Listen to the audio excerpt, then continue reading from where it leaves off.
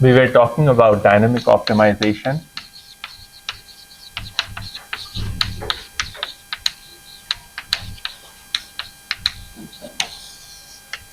It is also known as discrete time optimal control. So, dynamic is a big word, but essentially we are looking at discrete time optimal control.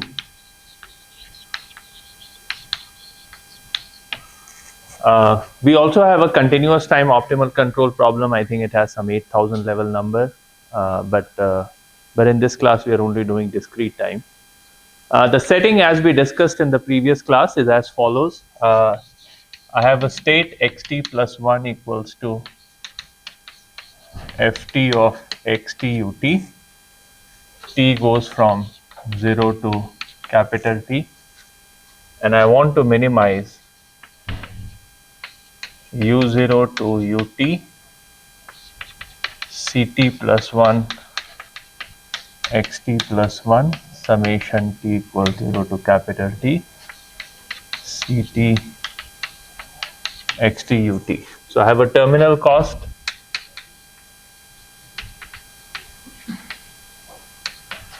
and I have a running cost.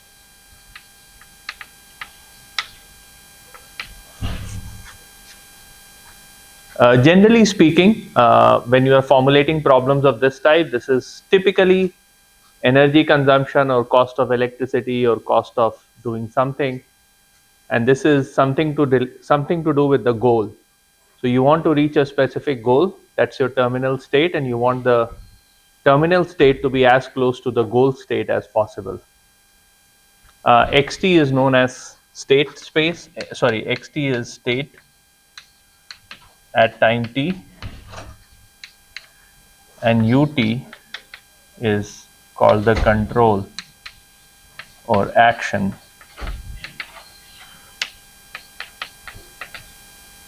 at time t. And depending on the problem statement that you are encountering, you will have somewhat high dimensional state and high dimensional action. Generally, this would be in Rn and this would be in Rm.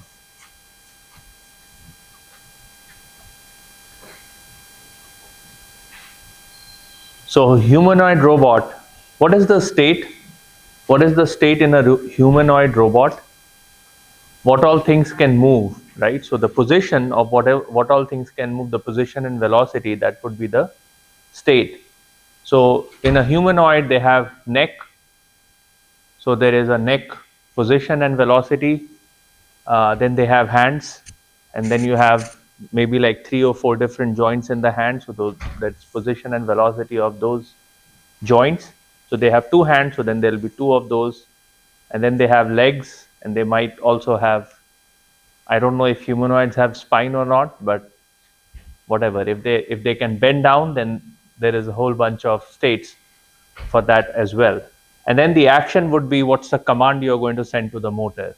So typically in a motor setting, it will be the current that is going through the motor that controls what the next state is going to look like. So if I have a neck and there is a motor in the neck, then the current will decide what is the velocity and what's the next state of the neck going to look like at the next time step. Typically speaking, time 0 t equals 0 to t equals to 1. If you are in a robotic setting, it will be like 100 milliseconds. If you are in an autonomous driving setting, it will be 1 milliseconds. If you are in a setting of building chips, it could be a few microseconds. So this one time step could be very different going from one application to another. If you're trying to track space debris, so let's say you have a telescope and you're trying to track the space debris, so the state would be the location of the debris and the action would be how you are moving the telescope. So then the t there, the one step could be of the order of a few seconds or a few minutes, because the debris could go out of sight within a few seconds or a few minutes. Anybody has a telescope here? A hobby telescope? No? Okay. So if you look at the moon in a hobby telescope, you have to set it up very carefully, and in like 10 seconds or maybe a minute, the moon is out of the view. And now you have to move the telescope all over again. Okay. So I want to minimize this. And let's go back to 1940s, maybe late 1940s, if I'm not mistaken, 1948. What would you do? So the World War has just ended. We are in a space race. We want to send the first rocket to whatever, some space. And the work was done, the work that I'm going to talk about today was done in USSR at that point of time. So remember, Russians went to the space first. They launched the first satellite. So this is a precursor to that event. So this is the problem that was given to you by the president of USSR, that I want to send a rocket to space. I have the state, I have the action.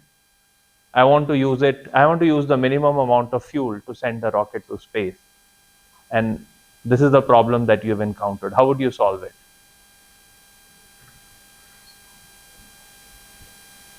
Any idea?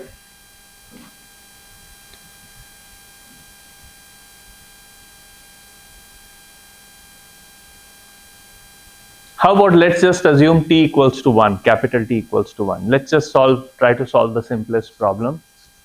I have Ct plus 1, sorry, C1 of x1 plus C0 of x0 u0, and x1 equals to f0 of x0 u0. Any idea on how to solve this problem? I want to minimize.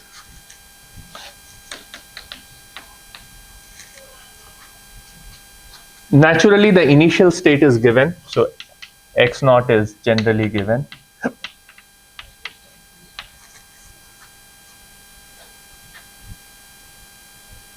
So u0 is the only variable that you want to optimize.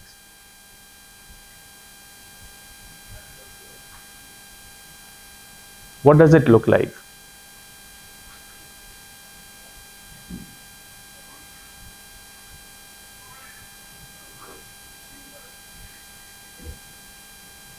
Yes. I mean, I was gonna say, like, maybe we could take I don't know how we define a gradient, but like maybe take a step toward the next state somehow. But I just realized, The way I have written the problem, it looks like something we have already seen before. What does it look like? Sorry?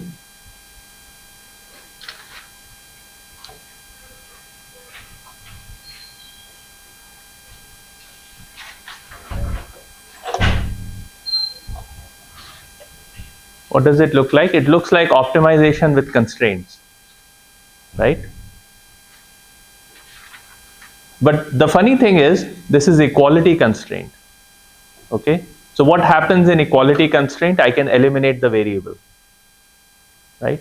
Whenever you have equality constraint in homework 1, problem number 4, you had an equality constraint, you were able to eliminate the equality constraint, and you were able to get a unconstrained optimization problem. So I have an equality constraint, I want to eliminate this. So this is a constrained optimization problem. So constrained optimization problem. What can I do? How do I remove the equality constraint from this constrained optimization problem?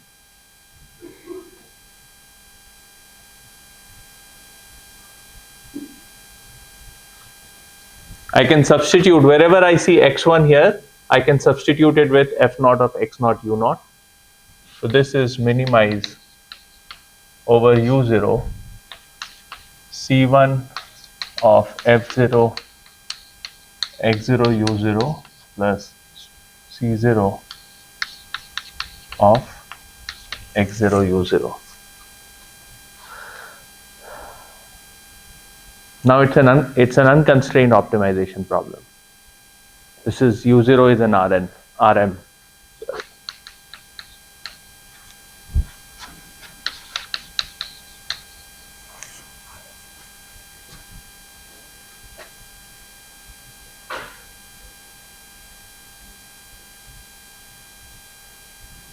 How can I solve this? So if I have to solve this problem, I'll use Lagrange multiplier theorem to solve this problem. If I have to solve this problem, I don't have to use any Lagrange multiplier thing. All I have to do is come up with a derivative of this objective function with respect to u naught, and then apply the gradient descent approach. Or if I want to be fancy, I can apply the Newton's approach and I can solve this problem. So solve using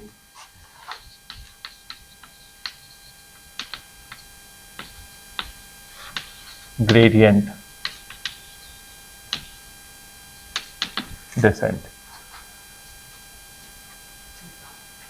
So in order to solve this problem using gradient descent, I need to compute the derivative of this objective function with respect to u naught. If I want to use Lagrange multiplier theorem, what am I supposed to prove in this case? So Lagrange multiplier theorem can only be applied if the constraints are regular, right? So the derivative of the constraint, if I pick all the constraints, it has to be linearly independent. So it will turn out, and we'll talk about that later. So we'll look at this particular viewpoint a little bit later, but it will turn out that all these constraints would be regular. And the first thing that we'll do is we'll try to solve this problem using gradient descent. Then we'll solve it using this Lagrange multiplier method. And we'll notice that the two algorithms are exactly the same. So whether you go to Rome through flight or whether you go to Rome through ship, you will essentially end up reaching Rome. Okay, there's no difference in the end state. So in the end, we'll get the same algorithm, whether we solve it using this approach or whether we solve it using this approach, but it's instructive to look at both these approaches. Okay. So let's get started. So the goal one, I have this complicated looking optimization problem. I'm going to eliminate all of these equality constraints. So I have t plus 1 equality constraints. I'm going to eliminate all the t plus 1 equality constraints in order to compute the gradient of functions of this type. So let's do that.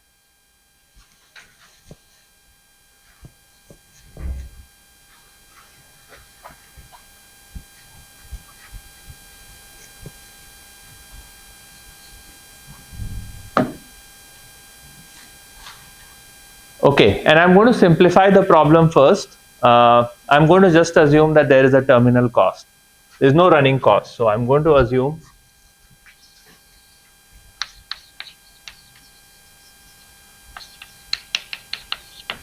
CTs are all 0.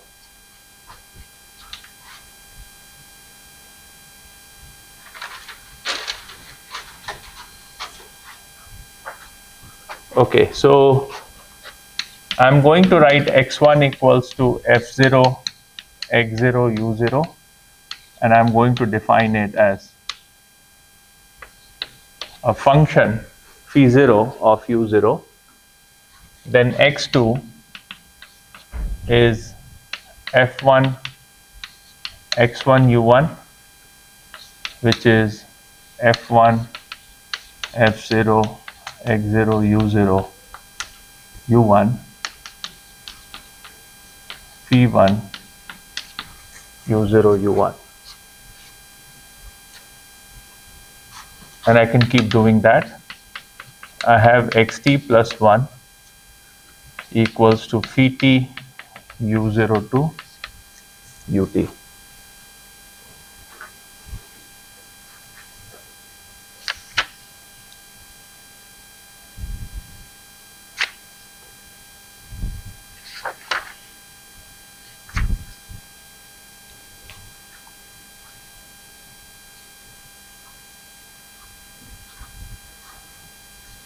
and I want to minimize Ct plus 1 over all u0 to u capital T, xt plus 1, Ct plus 1, Vt u0 to ut.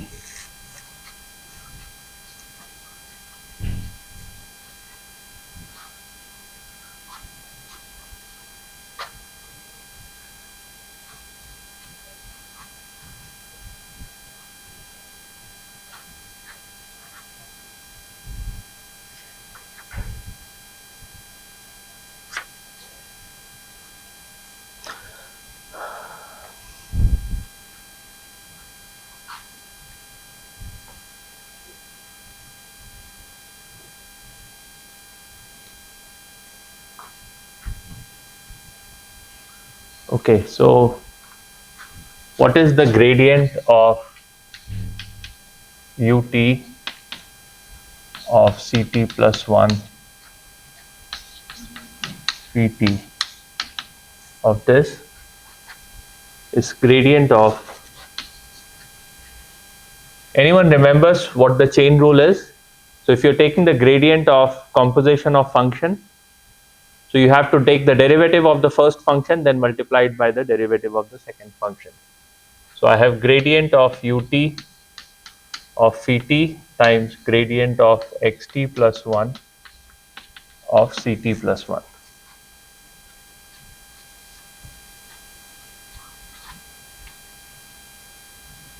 What is the gradient of xt plus 1 with respect to phi capital T? Sorry, what is this particular gradient? This is the same as gradient of ut ft times gradient of xt plus 1 Ct plus 1. Remember, this is equal to ft of xt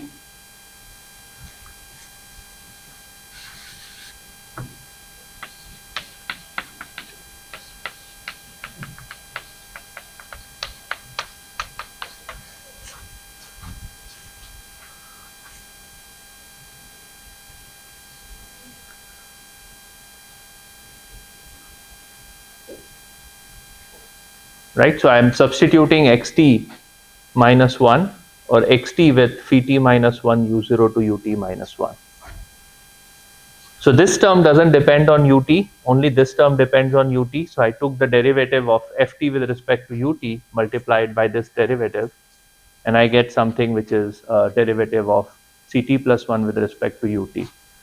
Now let's say I want to do gradient of ut minus 1 Ct plus 1 Vt. What is this going to be equal to? So now I see that this term doesn't depend on ut minus 1, but this term does depend on ut minus 1.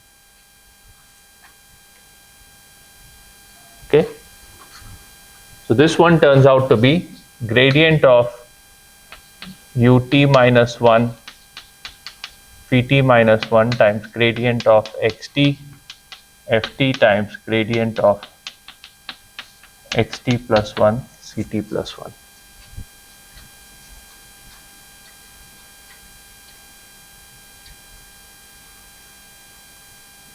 And this term is equal to gradient of ut minus 1 ft minus 1.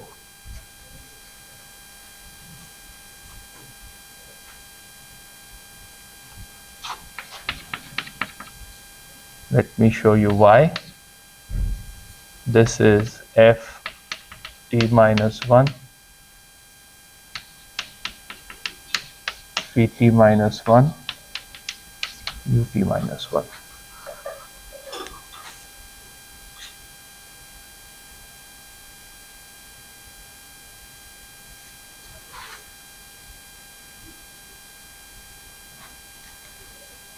I want to make sure that this is correct. So I have ut minus 1. No, this should be Vt, right? Oh, this is phi t minus 2. I'm sorry. Yeah, now it makes sense. Okay, everything looks correct.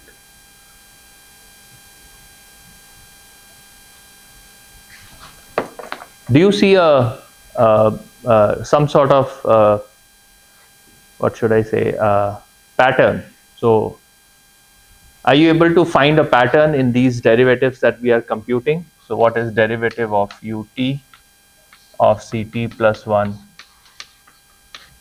phi t? What's the pattern that you are seeing here? So, the last vector is always the gradient of ct plus 1. The first vector is always the gradient of the current time times ut. I mean the gradient of ft with respect to ut. And in the middle, I am seeing the intermediate derivatives of ft with respect to xt. So what we get here is gradient xt plus 1 ft plus 1 gradient xt ft times gradient xt plus 1 ct plus 1.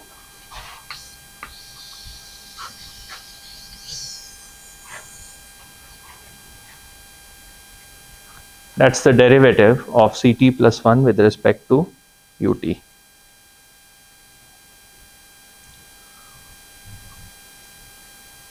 And the way to remember this expression is, remember that ut, this variable doesn't affect the states in the past. So it doesn't affect xt, xt minus 1, xt minus 2, and so on. Ut affects all the states that comes after it. So ut influences xt plus 1, xt plus 2, xt plus 3, all the way to xt. And then, of course, the cost gets accrued, and we are then taking the derivative with respect to the cost.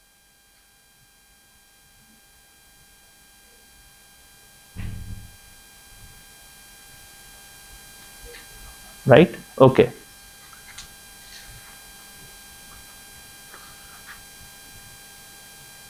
Perfect. So I want to simplify these expressions a bit. So I'm going to rename some variables. Any questions so far on this? You can prove this result by induction, right?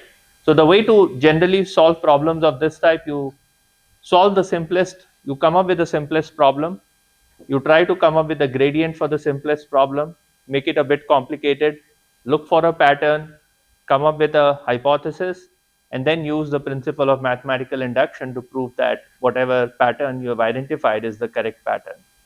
And so by using induction, you can actually prove that this is indeed the derivative.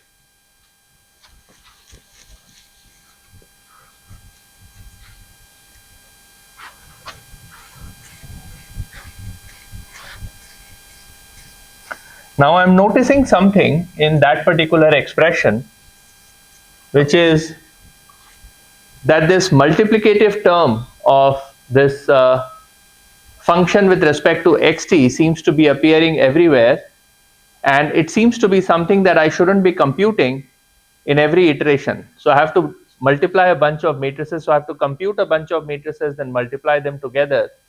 If you have the same multiplication happening again and again, what do? You end up defining a new variable so that you don't have to do this multiplication again and again. So what's the new variable that I'm going to define? I'm going to define a variable pt plus 1 equals to gradient xt plus 1 ct plus 1, and this is known as a co-state vector. And I define pt to be gradient xt ft, gradient xt plus 1 ft plus 1, gradient x capital T ft times pt plus 1.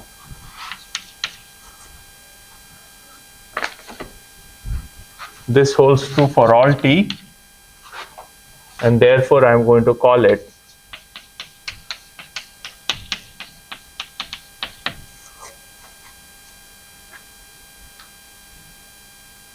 this is a vector in Rn, by the way. This is a vector in Rn. This is a matrix Rn cross n.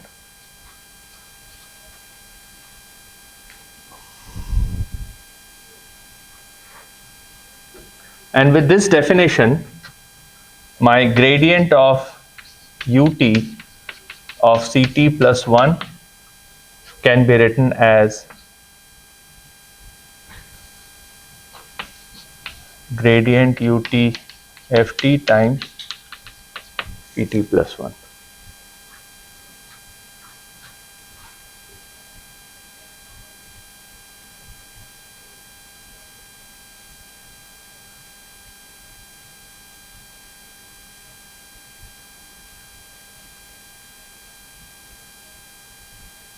Okay. So what we have done so far, we started with a complicated problem. We simplified it a bit. So we removed all the running cost. We'll get it in a bit. So we removed all the running costs. We computed the gradient. We identified a pattern. We renamed a bunch of variables so that it becomes easier to keep track of those multiplications. And then we found that the expression doesn't really look horrible after doing all this computation.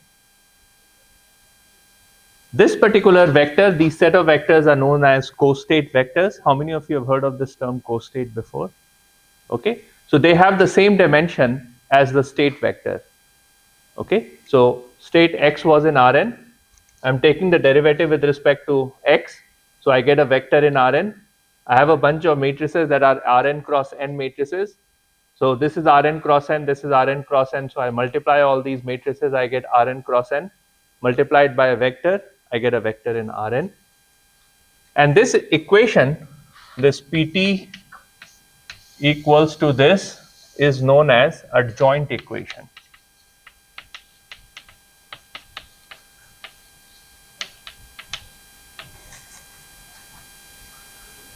This is known as the adjoint equation. And the adjoint equation allows you to compute the derivative of the cost with respect to the action.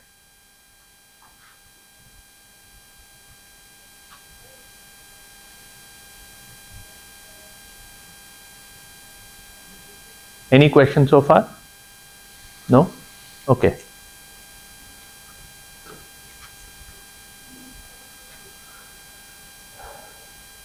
Perfect. So let's try to solve the other problem that we started with. Okay. So now that you know how this this derivative is computed, now if you wanted to solve this problem using gradient descent, so this is the problem I want to solve using gradient descent. At every point of time, I'll initialize with u0 to ut. I'll come up with the first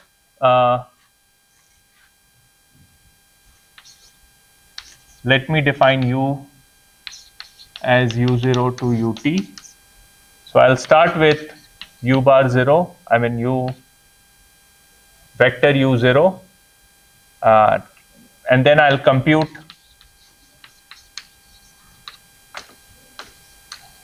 x0. So this is the 0th iteration. I'll compute x0, then I'll compute p0 and gradient ut of Ct plus 1. This is again evaluated at x0, and then I'll do the gradient descent. Use step size to run gradient descent.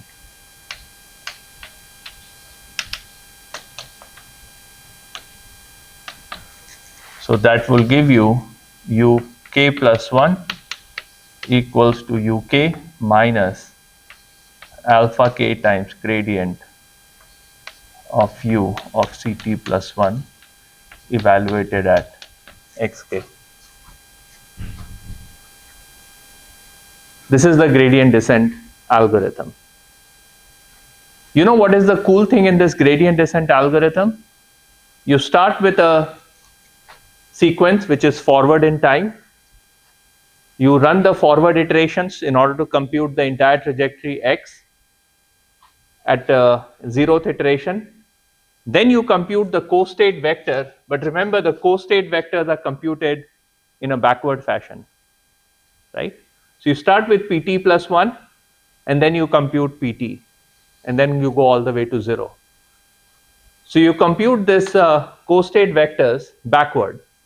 So this is the forward iteration, this is the backward iteration that allows you to compute the gradient using this particular expression. Now that you have gradient of Ct plus 1 with respect to all the UTs, you can stack it in the form of a vector, and then you can run the gradient descent by picking an appropriate step size, alpha k. Now, if you want to send a rocket to launch a satellite, or you want to send a rocket to moon, you compute the forward trajectory based on whatever you think is the right set of actions to pick. You compute the backward adjoint equation in order to compute the co-state vectors, then you compute the gradient, you pick a step size, and hopefully after a million iterations you converge to the optimal set of actions that you need to take in order to get to the moon. This algorithm is known as the backpropagation algorithm.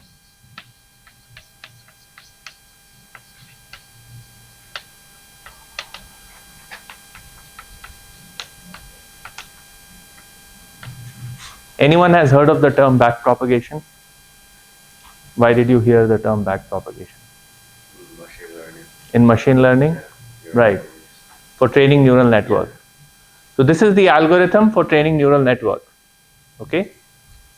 So billions of dollars have been made using backpropagation algorithm. So you have made money not just by launching satellites into the space, but also by training neural networks using the same algorithm.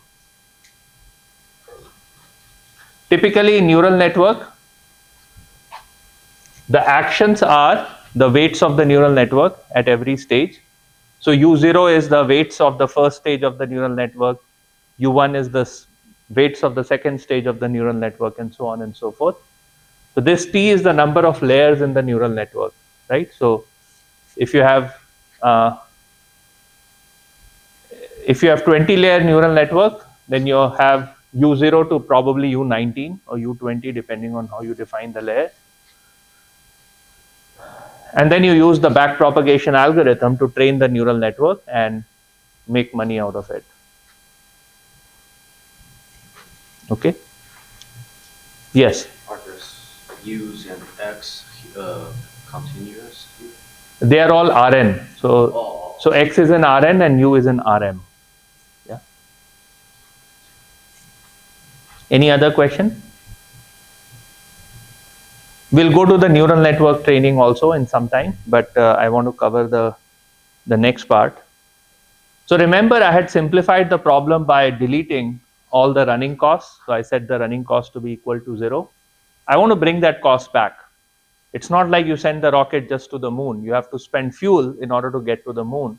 So I have to have some running cost that takes into account the fuel that is spent to get to the moon. So let's look at that problem.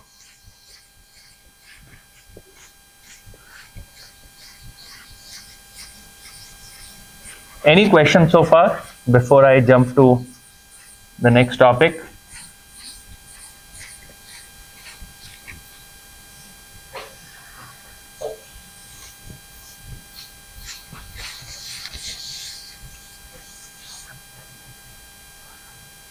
So the way I want to solve the problem, the next problem where I have a running cost, there are many ways to solve the problem. I can do the same algorithm, I can do the same algebra all over again, and I can try to come up with a gradient of the cost function with respect to u. But what I want to do is, I want to tell you a different way of solving the same problem.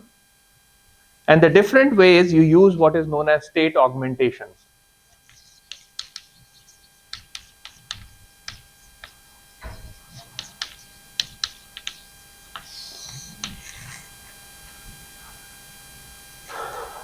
So I have a state xt plus 1 equals to ft of xt ut. I define another state yt plus 1, which is yt plus ct xt ut. And my new state becomes xt yt plus 1 equals to some f tilde t of xt yt and then ut.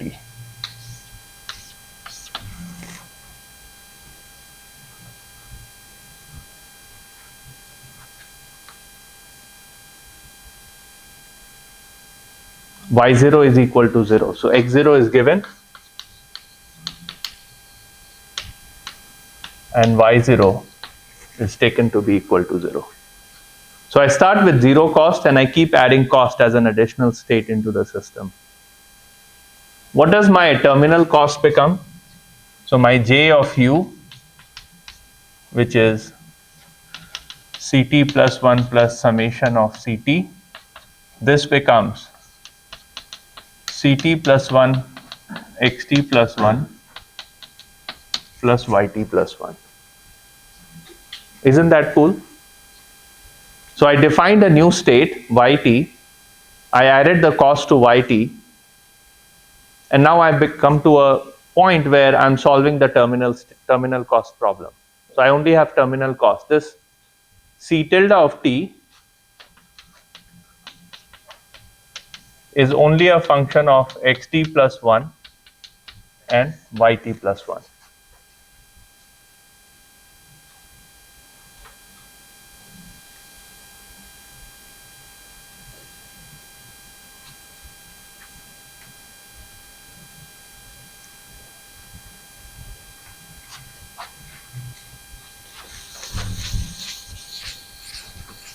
Awesome.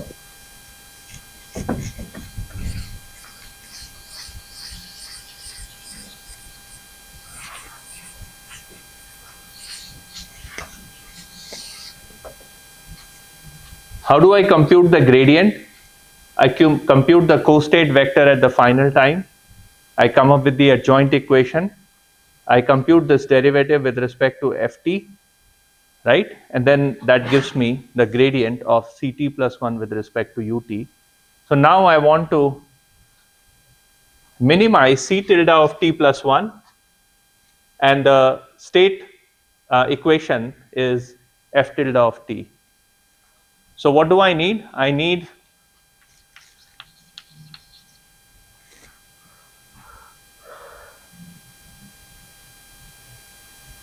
I'll just keep the notational burden to a minimum. So I need gradient of xt plus 1 yt plus 1 of c tilde t plus 1.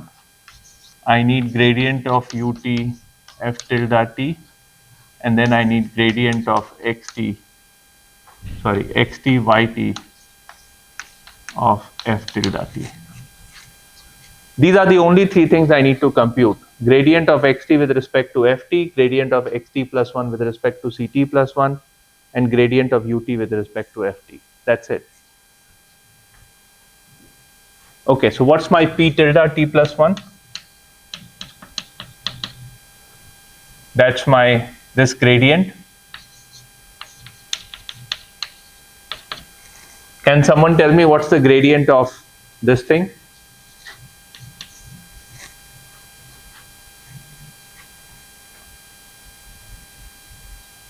What's the gradient of this with respect to xt plus 1 and yt plus 1? So I'll have gradient of xt plus 1 ct plus 1, and then plus 0, and then 0 plus 1.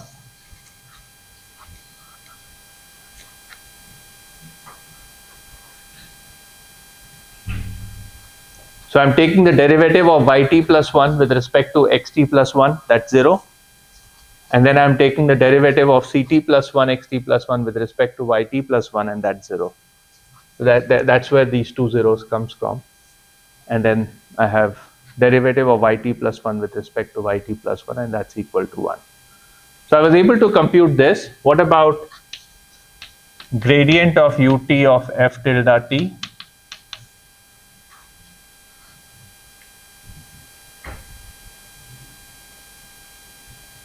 So that's, let me write it explicitly. Gradient of ut of ft and then yt plus ct.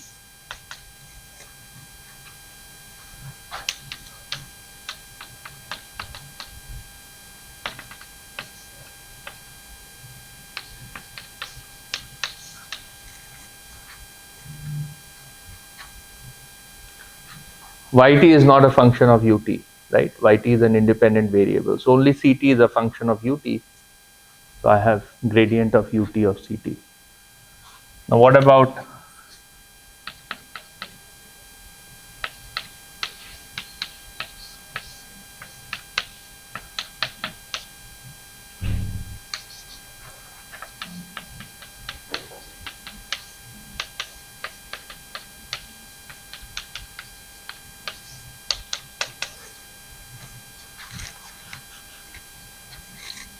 now I need your help in computing this gradient. This is a somewhat complicated gradient.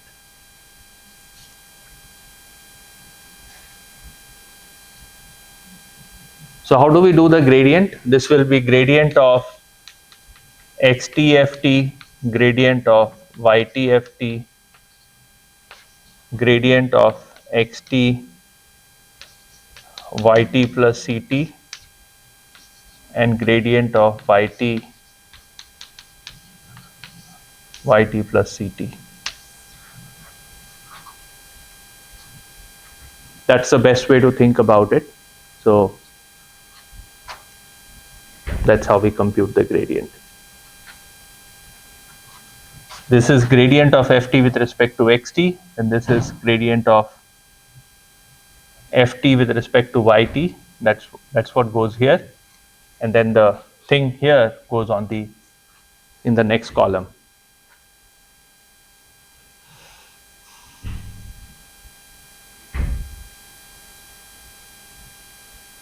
Okay, so what is this equal to? Does yt influence ft? So ft is a function of xt and ut, not a function of yt. So what is this term going to be? 0. So this term is going to be 0. The second one is yt plus ct xt. So only ct is a function of xt. This is not a function of xt. So I won't have the gradient of yt plus ct with respect to xt. This term will go away. It's not dependent. So all I have is ct. What about gradient of yt plus ct? Now ct doesn't depend on yt.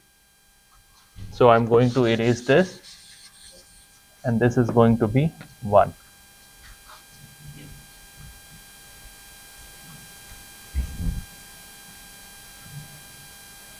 So sometimes you encounter a very difficult problem. It looks extremely difficult. You do state augmentation, it becomes comparatively easier to solve, as long as you know your derivatives well.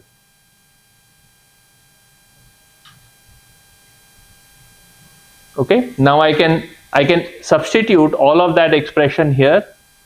I can substitute that expression here, and I'll get the following update equation.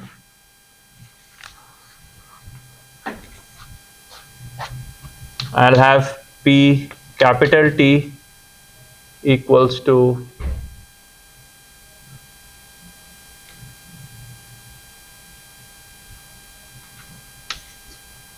gradient of xt plus 1 ct plus 1. I'll have pt equals to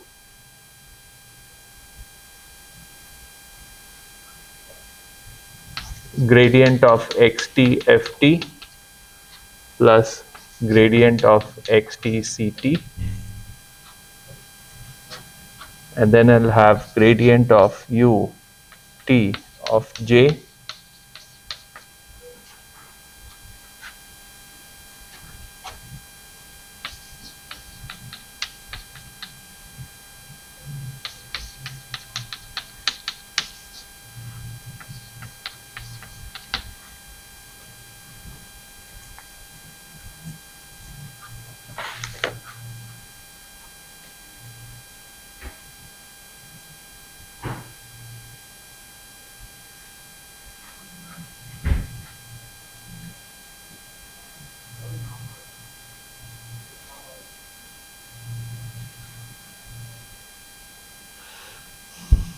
This is the adjoint equation. It runs backward.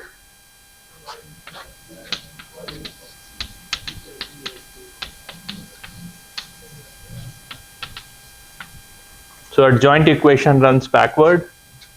This equation xt plus 1 equals to ft xt ut, that runs forward, this runs backward. That allows you to compute the gradient of j with respect to u. And this was the algorithm designed in 1948, roughly. That was done for the continuous time system. This is the discrete time counterpart, but the algorithm was known as Pontryagin maximum principle. So we'll get to it in a bit, but this is the origin of that particular principle. Okay. Any questions so far on this? So we did two classes of problem. One is only with terminal cost. Those kind of problems are extremely important in neural network training, in training transformers, in training all kinds of complicated machine learning models. So that's the terminal cost problem. Then we said, well, if you want to solve the rocket problem, I have a running cost. So how do I solve it? Then we said, okay, why don't we just augment the state space with just one more variable? So this is in Rn, this is in R. So I just augmented the state with one more variable, and I was able to map it to the terminal cost problem. And because I was able to map it to the terminal cost problem, I was able to pick the adjoint equation and the gradient computation for the terminal cost, and I got the adjoint equation and the gradient computation for the running cost problem. Okay, so that's the story. Now, one way to write this particular algorithm is to write this algorithm in a somewhat simpler fashion is as follows. You introduce a term called Hamiltonian, and I'll show you why that is important.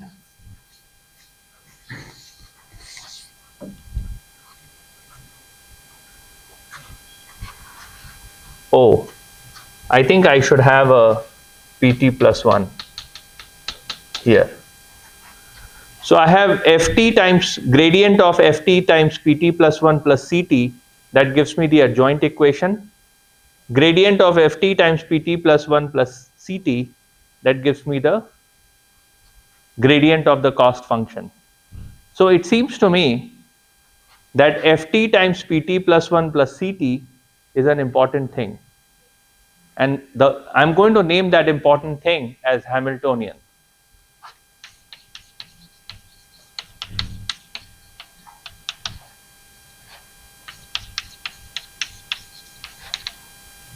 xt ut pt plus 1 equals to pt plus 1 transpose ft xt ut plus ct xt ut. And then we have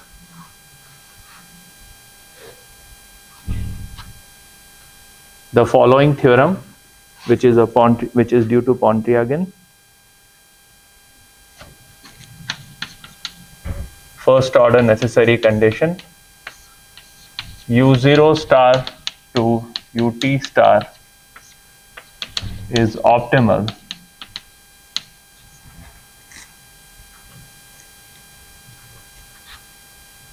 implies gradient of ut of h at xt star ut star pt plus 1 star equals to 0,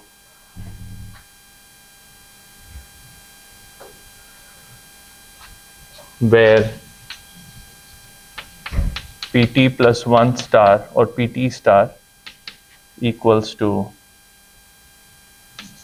gradient of xt of ht xt star ut star pt plus 1 star and pt plus 1 star is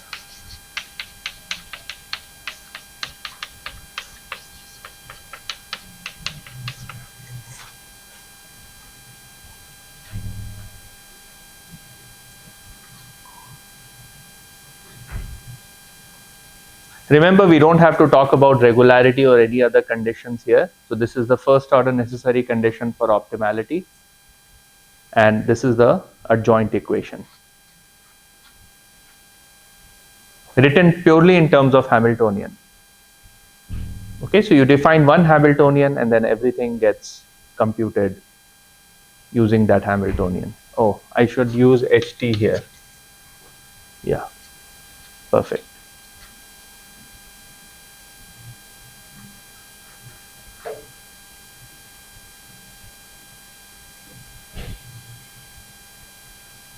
So this particular set of expressions have revolutionized our life.